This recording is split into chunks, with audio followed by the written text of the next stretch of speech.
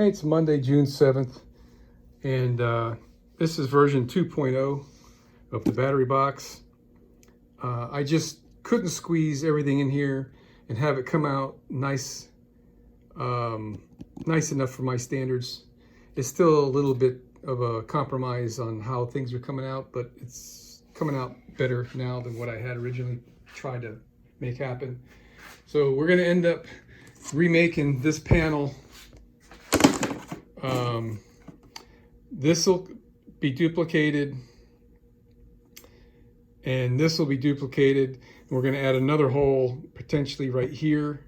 We might move that over, but there'll be two breakers here, the big ones.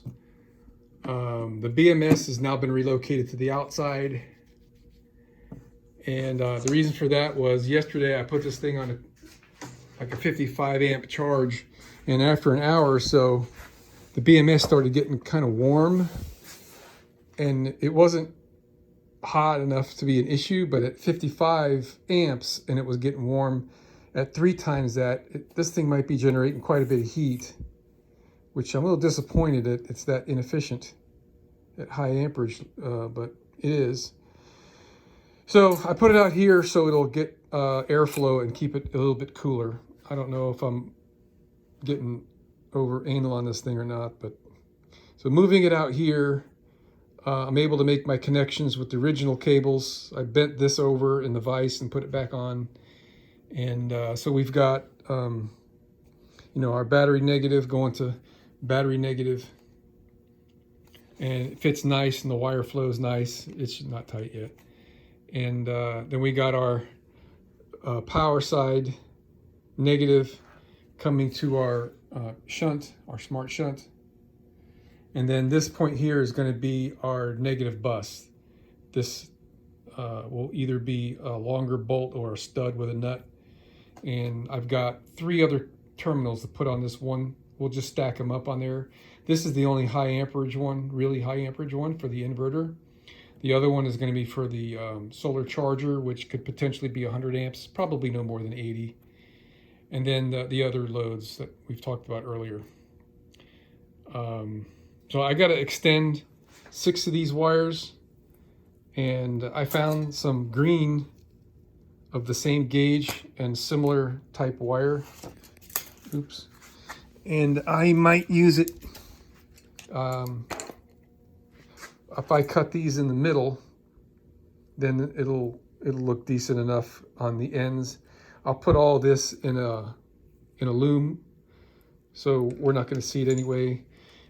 I think this will be fine. I'll have it run up there and then in here, and then come along here and have one wire branch out at a time to all the positives. So that works. I'm okay with that.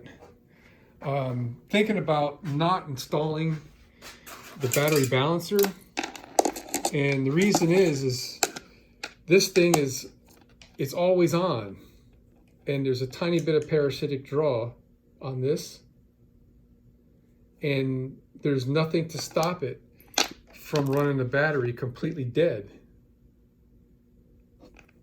I know it's like minuscule in milliamps overall, but right now I don't have a charger on the battery, so I don't know. I'm still trying to make up my mind what to do with it. But something else I forgot about was I need to put something in the box to keep the batteries from popping out of the box in case we have a serious accident and roll the bus over for some reason.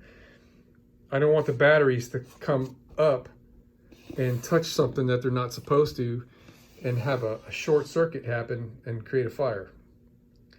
So, I mean, it's going to be a bad enough day if I roll the bus over. We don't want the damn thing catching on fire. So the plan all along was to put a piece of like 3/4 inch by 3/4 inch wood all along one side, and that will keep it from coming up if it's attached, right?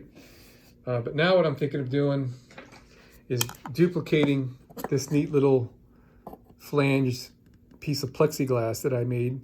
That is what holds the battery balancer. Hang on.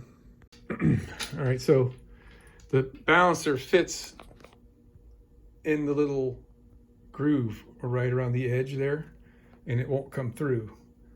So this allows me, this is how I had it attached to the top of that thing the other day. But now what I think I can do is duplicate this piece of plexiglass, but have it go clear across the whole battery pack, this side or the other. I'm not certain which I want to do yet. One side the wires flow better than the other because of the left and the right situation, but if I attach a piece of plexiglass here, then that will keep the batteries from coming out of the box. Something, you know, like this. There's just like no way the batteries can come out if there's something right there on that edge holding it down. So this would have to be made a little bit narrower. So it'd be a solid piece of plexiglass the whole length except for a hole in it in one spot where the balancer would go. And then I could just hook up all my leads and we'll be good to go.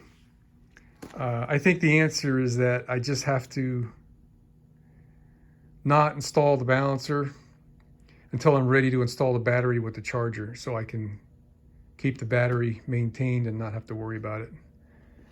Because don't want to run these things stone dead and ruin them, you know. So